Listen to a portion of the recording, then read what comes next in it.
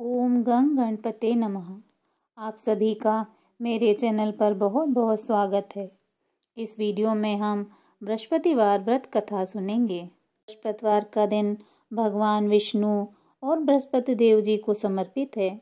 इस दिन भगवान विष्णु और बृहस्पति देव का पूजन करना चाहिए तथा कथा सुननी चाहिए। बृहस्पतिवार की कथा सुनने से सभी समस्याओं से छुटकारा मिलता है और जीवन में सुख समृद्धि आती है। तो आइए सुनते हैं अद श्री बृहस्पतिवार व्रत कथा। भारतवर्ष में एक प्रतापी और दानी राजा राज्य करता था। वह नित्य गरीबों और ब्राह्मणों की सहायता करता था। यह बात उसकी रानी को अच्छी नहीं लगती थी। वह न तो गरीबों को दान देती थी और न ही भगवान का पूजन करती थी और राजा को भी दान देने से मना किया करती थी। एक दिन राजा शिकार खेलने वन को गए हुए थे तो रानी महल में अकेली थी। उसी समय बृहस्पति देव साधु के वेश में राजा के महल में भिक्षा के लिए गए और भिक्षा मांगी। रानी ने भिक्षा देने से इनकार कर दिया और कहा, हे साधु महाराज, मैं तो दान पुण्य से तंग आ गई हूँ। मेरा पति सारा धन लुटाते रहता है। मेरी इच्छा है कि हमारा सारा धन नष्ट हो जाए, फिर न तो बांस रहेगा और न बांसुरी बजेगी। साधु ने कहा, देवी तुम तो बड़ी विचित्र हो। धन संतान तो सभी चाहते हैं। पुत्र और लक्ष्मी तो पापी के घर में भी होना चाहिए। यदि तुम्हारे पास अधिक धन है तो भूखों को भोजन दो, प्यासों के लिए प्याऊ बनवाओ, मुसाफिरों के लिए धर्मशालाएं खुलवाओ। जो निर्धन अपनी कुंवारी कन्याओं का विवाह नहीं करा सकते उनका विवाह करा दो। ऐसे और कई काम हैं जिनके करने से तुम्हारा यश लोक परलोक में फैलेगा। परंतु रानी पर उपदेश का कोई फर्क न पड़ा। वह बोली, महाराज आप मुझे न समझाइए। मैं ऐसा धन नहीं चाहती जो हर जगह बांटती फिरूं। साधु ने उत्तर दिया, यदि तुम्हारी ऐसी इच्छा है तो तथास्तु। तुम ऐसा करना कि बृहस्पतिवार के दिन घर लीपकर पीली मिट्टी से अपना सर धोकर स्नान करना, भट्टी चढ़ाकर कपड़े धोना। ऐसा करने से आपका सारा धन नष्ट हो जाएगा। इतना कहकर वह साधु महाराज वहां से लोप हो गए। साधु के अनुसार कई बातों को पूरा करते हुए रानी को केवल 3 बृहस्पतिवार ही बीते थे कि उसकी समस्त धन संपत्ति नष्ट हो गई। भोजन के लिए राजा का परिवार तरसने लगा। तब एक दिन राजा ने रानी से बोला कि हे रानी, तुम यहीं रहो, मैं दूसरे देश को जाता हूँ, क्योंकि यहाँ पर सभी लोग मुझे जानते हैं, इसलिए मैं कोई छोटा कार्य भी नहीं कर सकता। ऐसा कहकर राजा परदेश चला गया। वहाँ जंगल से लकड़ी काटकर लाता और शहर में बेचता। इस तरह अपना जीवन व्यतीत करने लगा। इधर राजा के परदेश जाते ही रानी और दासी दुखी रहने लगी। एक बार जब रानी और दासी को 7 दिन तक बिना भोजन के रहना पड़ा तो रानी ने अपनी दासी से कहा, हे दासी, पास के ही नगर में मेरी बहन रहती है। वह बड़ी धनवान है। तू उसके पास जा और कुछ ले आ ताकि थोड़ी बहुत गुजर बसर हो जाए। दासी रानी की बहन के पास गई। उस दिन गुरुवार था और रानी की बहन उस समय बृहस्पतिवार व्रत की कथा सुन रही थी। दासी ने रानी की बहन को अपनी रानी का संदेश दिया, लेकिन रानी की बड़ी बहन ने कोई उत्तर नहीं दिया। जब दासी को रानी की बहन से कोई उत्तर नहीं मिला तो वह बहुत दुखी हुई और उसे क्रोध भी आया। दासी ने वापस आकर रानी को सारी बात बता दी। सुनकर रानी ने अपने भाग्य को कोसा। उधर रानी की बहन ने सोचा कि मेरी बहन की दासी आई थी, परंतु मैं उससे नहीं बोल सकी, इससे वह बहुत दुखी हुई होगी। कथा सुनकर और पूजन समाप्त करके वह अपनी बहन के घर आई और कहने लगी, हे बहन, मैं बृहस्पतिवार का व्रत कर रही थी। तुम्हारी दासी मेरे घर आई थी, परंतु जब तक कथा होती है तब तक न उठते हैं और न ही बोलते हैं, इसलिए मैं नहीं बोली। कहो दासी क्यों आई थी? रानी की बहन बोली, बहन तुमसे क्या छिपाऊं, हमारे घर में खाने तक को अनाज नहीं है। ऐसा कहते कहते रानी की आंखें भर आईं। उसने दासी समेत पिछले 7 दिनों से भूखे रहने तक की बात अपनी बहन को विस्तार पूर्वक सुना दी। रानी की बहन बोली, देखो बहन, भगवान बृहस्पति देव सबकी मनोकामना पूर्ण करते हैं। देखो शायद तुम्हारे घर में अनाज रखा हो। पहले तो रानी को विश्वास नहीं हुआ, पर बहन के आग्रह करने पर उसने अपनी दासी को अंदर भेजा तो उसे सचमुच अनाज से भरा एक घड़ा मिल गया। यह देखकर दासी को बड़ी हैरानी हुई। दासी रानी से कहने लगी, हे रानी, जब हमको भोजन नहीं मिलता तो हम व्रत ही तो करते हैं, इसलिए क्यों ना इनसे व्रत की विधि और कथा पूछ ली जाए ताकि हम भी व्रत कर सकें। तब रानी ने अपनी बहन से बृहस्पतिवार व्रत के बारे में पूछा। उसकी बहन ने बताया, बृहस्पतिवार व्रत में चने की दाल और मुनक्का से विष्णु भगवान का केले के जड़ में पूजन करें तथा दीपक जलाएं, व्रत कथा सुनें और पीला ही भोजन करें। इससे बृहस्पति देव प्रसन्न होते हैं। व्रत और पूजन विधि बताकर रानी की बहन अपने घर लौट आई। 7 दिन बाद जब गुरुवार आया तो रानी और दासी ने व्रत रखा। गुड़साल से जाकर चना और गुड़ ले आई। फिर उसने केले की जड़ तथा विष्णु भगवान का पूजन किया। अब पीला भोजन कहाँ से आए, इस बात को लेकर दोनों बहुत दुखी थीं। चूंकि उन्होंने व्रत रखा था, इसलिए बृहस्पति देव उनसे प्रसन्न थे। इसीलिए वे एक साधारण व्यक्ति का रूप धारण कर 2 थालों में सुंदर पीला भोजन दासी को दे गए। भोजन पाकर दासी प्रसन्न हुई और फिर रानी के साथ मिलकर भोजन ग्रहण किया। उसके बाद वे सभी गुरुवार को व्रत और पूजन करने लगी। बृहस्पति भगवान की कृपा से उनके पास फिर से धन संपत्ति आ गई, परंतु रानी फिर से पहले की तरह आलस करने लगी।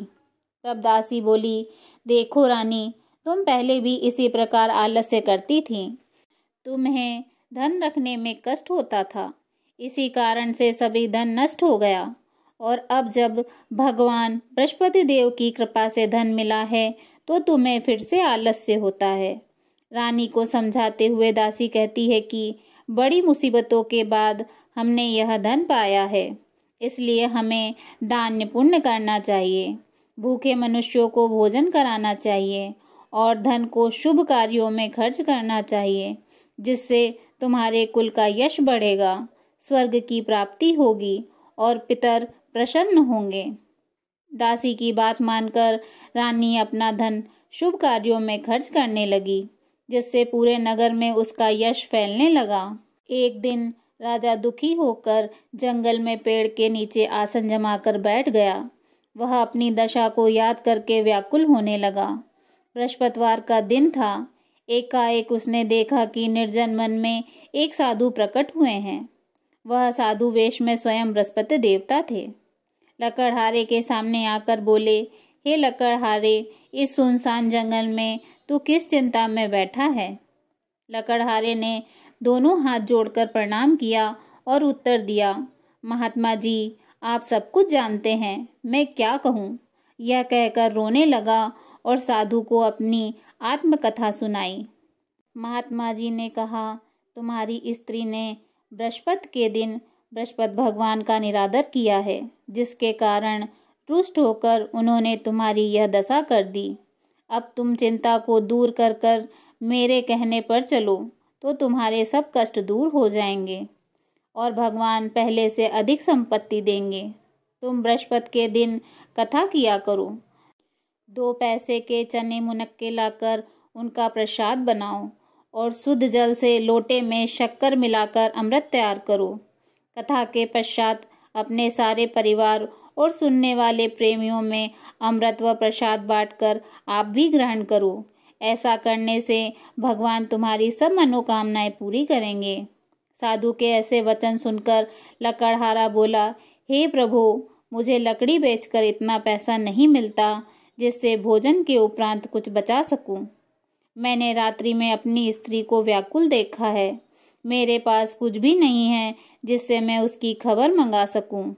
साधु ने कहा, हे लकड़हारे, तुम किसी बात की चिंता मत करो। बृहस्पति के दिन तुम रोजाना की तरह लकड़ियां लेकर शहर को जाओ। तुमको रोज से दुगना धन प्राप्त होगा, जिससे तुम भली भांति भोजन कर लोगे तथा बृहस्पति देव की पूजा का सामान भी आ जाएगा। इतना कहकर साधु अंतर ध्यान हो गए। धीरे धीरे समय व्यतीत होने पर फिर वही बृहस्पतिवार का दिन आया। लकड़हारा जंगल से लकड़ी काटकर किसी शहर में बेचने गया। उसे उस दिन और दिनों से अधिक पैसा मिला। राजा ने चना गुड़ आदि लाकर गुरुवार का व्रत किया। उस दिन से उसके सभी कलेश दूर हुए। परंतु जब दोबारा गुरुवार का दिन आया तो बृहस्पतिवार का व्रत करना भूल गया। इस कारण बृहस्पति भगवान नाराज हो गए। उस दिन उस नगर के राजा ने विशाल यज्ञ का आयोजन किया तथा शहर में यह घोषणा करा दी कि कोई भी मनुष्य अपने घर में भोजन न बनाए, न आग जलाए। समस्त जनता मेरे यहाँ भोजन करने आए। इस आज्ञा को जो न मानेगा उसे फांसी की सजा दी जाएगी। इस तरह की घोषणा संपूर्ण नगर में करवा दी गई। राजा की आज्ञा अनुसार शहर के सभी लोग भोजन करने गए, लेकिन लकड़हारा कुछ देर से पहुंचा, इसलिए राजा उसको अपने साथ घर ले गए और ले जाकर भोजन करा रहे थे। तभी रानी की दृष्टि उस खूंटी पर पड़ी जिस पर उनका हार लटका हुआ था। वह वहां दिखाई नहीं दिया। रानी ने निश्चय किया कि मेरा हार इसी मनुष्य ने चुरा लिया है। उसी समय सिपाहियों को बुलाकर उसको कारागार में डलवा दिया। जब लकड़हारा कारागार में पड़ गया और वह बहुत दुखी होकर यह विचार करने लगा कि न जाने कौन से पूर्व जन्म के कर्म से मुझे यह दुख प्राप्त हुआ है, और उसी साधु को याद करने लगा जो जंगल में मिला था। उस समय तत्काल बृहस्पति देव साधु के रूप में प्रकट हुए और उसकी दशा को देखकर कहने लगे, अरे मूर्ख, तूने बृहस्पति देव की कथा नहीं कही, इसी कारण तुझे दुख प्राप्त हुआ है। अब चिंता मत कर, बृहस्पति के दिन कारागार के दरवाजे पर 4 पैसे पड़े मिलेंगे। उनसे तू बृहस्पति देव की पूजा करना, तेरे सभी कष्ट दूर हो जाएंगे। बृहस्पतिवार के दिन उसे 4 पैसे मिले। लकड़हारे ने कथा कही। उसी रात्रि को बृहस्पति देव ने उस नगर के राजा को स्वप्न में कहा, हे राजा, तूने जिस आदमी को कारागार में बंद कर दिया है वह निर्दोष है, वह राजा है, उसे छोड़ देना। रानी का हार उसी खूंटी पर लटका है। अगर तू ऐसा नहीं करेगा तो मैं तेरे राज्य को नष्ट कर दूंगा। इस तरह रात्रि में स्वप्न को देखकर राजा प्रातः काल उठा और खूंटी पर हार देखकर लकड़हारे को बुलाकर क्षमा मांगी तथा लकड़हारे को योग्य सुंदर वस्त्र आभूषण देकर विदा कर दिया। बृहस्पति देव के आज्ञा अनुसार लकड़हारा अपने नगर को चल दिया। राजा जब अपने नगर के निकट पहुंचा तो उसे बड़ा आश्चर्य हुआ। नगर में पहले से अधिक बाग, तालाब, कुएं तथा बहुत सी धर्मशाला, मंदिर आदि बन गए हैं। राजा ने पूछा कि यह किसका बाग और धर्मशाला है। तब नगर के सब लोग कहने लगे, यह सब रानी और बांदी के हैं। तो राजा को आश्चर्य हुआ और गुस्सा भी आया। जब रानी ने यह खबर सुनी कि राजा आ रहे हैं तो उन्होंने बांदी से कहा, हे दासी, देख राजा हमको कितनी बुरी हालत में छोड़ गए थे। हमारी ऐसी हालत देखकर वह लौट न जाएं, इसलिए तू दरवाजे पर खड़ी हो जा। आज्ञा अनुसार दासी दरवाजे पर खड़ी हो गई। राजा आए तो उन्हें अपने साथ लिवा लाई। तब राजा ने क्रोध करके अपनी रानी से पूछा कि यह धन तुम्हें कैसे प्राप्त हुआ है। तब उन्होंने कहा, हमें यह सब धन बृहस्पति देव की कृपा से प्राप्त हुआ है। राजा ने निश्चय किया कि 7 रोज बाद तो सभी बृहस्पति देव का पूजन करते हैं, परंतु मैं प्रतिदिन दिन में 3 बार कहानी तथा रोज व्रत किया करूँगा। अब हर समय राजा के दुपट्टे में चने की दाल बंधी रहती तथा दिन में 3 बार कहानी कहते। एक रोज राजा ने विचार किया, चलो अपनी बहन के यहाँ हो आए। इस तरह निश्चय कर राजा घोड़े पर सवार हो अपनी बहन के यहाँ चलने लगा। मार्ग में उसने देखा कि कुछ आदमी एक मुर्दे को लिए जा रहे हैं। उन्हें रोककर राजा कहने लगा, अरे भाइयों, मेरे बृहस्पति देव की कथा सुन लो। वे बोले, लो हमारा तो आदमी मर गया है, इसको अपनी कथा की पड़ी है। परंतु कुछ आदमी बोले, अच्छा कहो, हम तुम्हारी कथा सुनेंगे। राजा ने दाल निकाली और जब कथा आधी हुई थी कि मुर्दा हिलने लग गया, और जब कथा समाप्त हो गई तो राम राम कर कर मनुष्य उठकर खड़ा हो गया। आगे मार्ग में उसे एक किसान खेत में हल चलाता मिला। राजा ने उसे देखा और उससे बोला, अरे भैया, तुम मेरी बृहस्पतिवार की कथा सुन लो। किसान बोला, जब तक मैं तेरी कथा सुनूंगा तब तक 4 हरिया जोत लूंगा। जा अपनी कथा किसी और को सुनाना। इस तरह राजा आगे चलने लगा। राजा के हटते ही बैल पछाड़ खाकर गिर गए तथा किसान के पेट में जोर से दर्द होने लगा। उसी समय उसकी माँ रोटी लेकर आई। उसने जब यह देखा तो अपने पुत्र से सब हाल पूछा और बेटे ने सभी हाल कह दिया। तो बुढ़िया दौड़ी दौड़ी उस घुड़सवार के पास गई और उससे बोली, मैं तेरी कथा सुनूंगी, तू अपनी कथा मेरे खेत में चलकर कहना। राजा ने बुढ़िया के खेत में जाकर कथा कही, जिसके सुनते ही वह बैल उठ खड़े हुए तथा किसान के पेट का दर्द बंद हो गया। राजा अपनी बहन के घर पहुंचा। बहन ने भाई की खूब मेहमानी की। दूसरे रोज प्रातःकाल राजा जगा तो वह देखने लगा कि सब लोग भोजन कर रहे हैं। राजा ने अपनी बहन से कहा, ऐसा कोई मनुष्य नहीं है जिसने भोजन नहीं किया हो, मेरी बृहस्पतिवार की कथा सुन ले। बहन बोली, हे भैया, यह देश तो ऐसा ही है। यहाँ पहले लोग भोजन करते हैं, बाद में अन्य कार्य करते हैं। अगर कोई पड़ोस में हो तो देख आऊं। वह ऐसा कहकर देखने चली गई, परंतु उसे कोई ऐसा व्यक्ति नहीं मिला जिसने भोजन न किया हो। अतः वह एक कुम्हार के घर गई, जिसका लड़का बीमार था। उसे मालूम हुआ कि उसके यहाँ 3 रोज से किसी ने भोजन नहीं किया है। रानी ने अपने भाई की कथा सुनने के लिए कुम्हार से कहा। वह तैयार हो गया। राजा ने जाकर बृहस्पतिवार की कथा कही, जिसको सुनकर उसका लड़का ठीक हो गया। अब तो राजा की प्रशंसा होने लगी। एक रोज राजा ने अपनी बहन से कहा, हे बहन, हम अपने घर को जाएंगे, तुम भी तैयार हो जाओ। राजा की बहन ने अपनी सास से कहा। सास ने कहा, हाँ चली जा, परंतु अपने लड़कों को मत ले जाना, क्योंकि तेरे भाई की कोई औलाद नहीं है। बहन ने अपने भाई से कहा, हे भैया, मैं तो चलूंगी, परंतु कोई बालक नहीं जाएगा। राजा बोला, जब कोई बालक नहीं चलेगा तब तुम ही क्या करोगी। बड़े दुखी मन से राजा अपने नगर को लौट आया। राजा ने अपनी रानी से कहा, हम निर्वंशी हैं, हमारा मुंह देखने का धर्म नहीं है और कुछ भोजन आदि नहीं किया। रानी बोली, हे प्रभु, बृहस्पति देव ने हमें सब कुछ दिया है, वह हमें औलाद अवश्य देंगे। उसी रात को बृहस्पति देव ने राजा से स्वप्न में कहा, हे राजा, उठ, सभी सोच को त्याग दे, तेरी रानी गर्भ से है। राजा को यह बात सुनकर बड़ी प्रसन्नता हुई। 9वें महीने में उसके गर्भ से एक सुंदर पुत्र ने जन्म लिया। तब राजा बोला, हे रानी, स्त्री बिना भोजन के रह सकती है, पर बिना बात कहे नहीं रह सकती। जब मेरी बहन आवे तो तुम उससे कुछ मत कहना। रानी ने सुनकर हाँ कह दिया। जब राजा की बहन ने यह शुभ समाचार सुना तो वह बहुत खुश हुई तथा बधाई लेकर अपने भाई के घर आई। तभी रानी ने कहा, घोड़ा चढ़कर तो नहीं आई, गधा चढ़कर आई।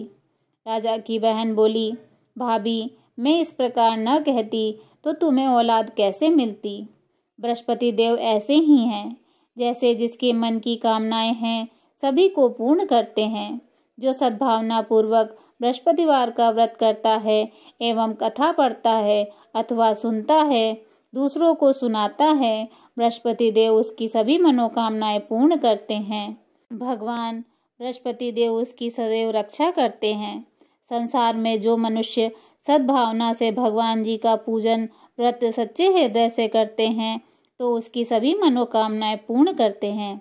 जैसी सच्ची भावना से रानी तथा राजा ने उनकी कथा का गुणगान किया तो उनकी सभी इच्छाएं बृहस्पति देव जी ने पूर्ण की थी। इसलिए पूर्ण कथा सुनने के बाद प्रसाद लेकर जाना चाहिए। हृदय में उनका मनन करते हुए जयकारा बोलना चाहिए। बोलो बृहस्पति देव भगवान की जय, विष्णु भगवान की जय। बृहस्पति देव महाराज की दूसरी कथा। प्राचीन काल में एक ब्राह्मण रहता था। वह बहुत निर्धन था। उसकी कोई संतान नहीं थी। उसकी स्त्री बहुत मलिनता के साथ रहती थी। वह न तो स्नान करती थी और न किसी देवता का पूजन करती थी। इससे ब्राह्मण देवता बड़े दुखी थे। बेचारे बहुत कुछ कहते थे, किंतु उसका कुछ परिणाम न निकला। भगवान की कृपा से ब्राह्मण स्त्री के कन्या रूपी रत्न पैदा हुआ। कन्या बड़ी होने पर प्रातः स्नान करके विष्णु भगवान का जाप व बृहस्पतिवार का व्रत करने लगी। अपने पूजन पाठ को समाप्त करके विद्यालय जाती तो अपनी मुट्ठी में जौ भर के ले जाती और पाठशाला के मार्ग में डालती जाती। जब वे जौ स्वर्ण के हो जाते तो लौटते समय उनको बिनकर घर ले आती थी। एक दिन वह बालिका सूप में सोने के जौ को फटक कर साफ कर रही थी कि उसके पिता ने देख लिया और कहा, हे बेटी, सोने के जौ के लिए सोने का सूप होना चाहिए। दूसरे दिन बृहस्पतिवार था।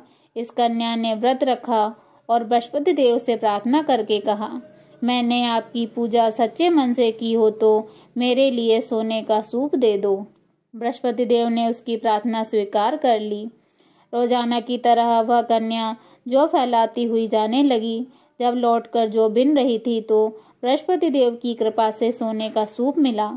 उसे वह घर ले आई और उससे जौ साफ करने लगी, परंतु उसकी माँ का वही ढंग रहा।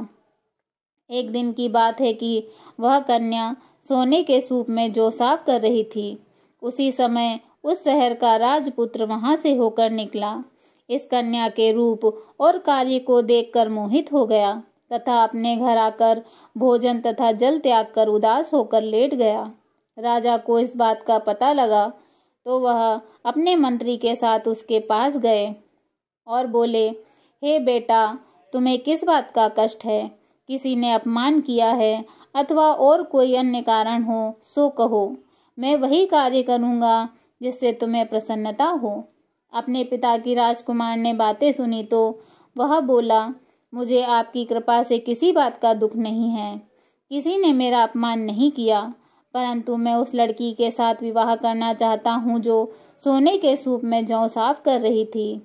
यह सुनकर राजा आश्चर्य में पड़ गए और बोले, हे बेटा, इस तरह की कन्या का पता तुम ही लगाओ, मैं उसके साथ तुम्हारा विवाह अवश्य ही करवा दूंगा। राजकुमार ने उस लड़की के घर का पता बतलाया।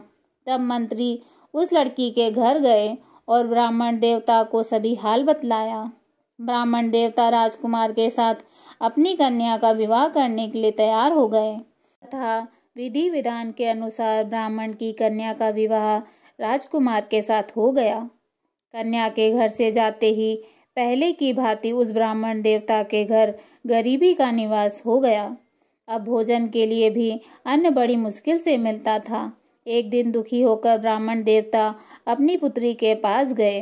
बेटी ने पिता की दुखी अवस्था को देखा और अपनी माँ का हाल पूछा। तब ब्राह्मण ने सभी हाल कहा। कन्या ने बहुत सा धन देकर अपने पिता को विदा कर दिया। इस तरह ब्राह्मण का कुछ समय सुखपूर्वक व्यतीत हुआ। कुछ दिन बाद फिर वही हाल हो गया। ब्राह्मण फिर अपनी कन्या के यहाँ गए और सारा हाल कहा। बेटी बोली, हे पिताजी, आप माताजी को यहाँ ले आओ, मैं उन्हें विधि बता दूंगी जिससे गरीबी दूर हो जाएगी। वह ब्राह्मण देवता अपनी स्त्री को साथ लेकर पहुँचे तो अपनी माँ को समझाने लगी, हे माँ, तुम प्रातः काल प्रथम स्नान आदि करके विष्णु भगवान का पूजन करो तो सब दरिद्रता दूर हो जाएगी। परंतु उसकी माँ ने एक भी बात नहीं मानी और प्रातः काल उठकर अपनी पुत्री के बच्चों की जूठन को खा लिया। इससे उसकी पुत्री को बहुत गुस्सा आया और एक रात को कोठरी से सभी सामान निकाल दिया और अपनी माँ को उसमें बंद कर दिया। प्रातःकाल उन्हें निकालकर स्नान आदि करवाया और पाठ करवाया तो उसकी माँ की बुद्धि ठीक हो गई और फिर प्रत्येक बृहस्पतिवार को व्रत रखने लगी। इस व्रत के प्रभाव से उसकी माँ बाप बहुत ही धनवान और पुत्रवान हो गए और बृहस्पति जी के प्रभाव से इस लोक के सुखों को भोगकर स्वर्ग को प्राप्त हो गए। बोलिए विष्णु भगवान की जय, बृहस्पति देव महाराज की जय।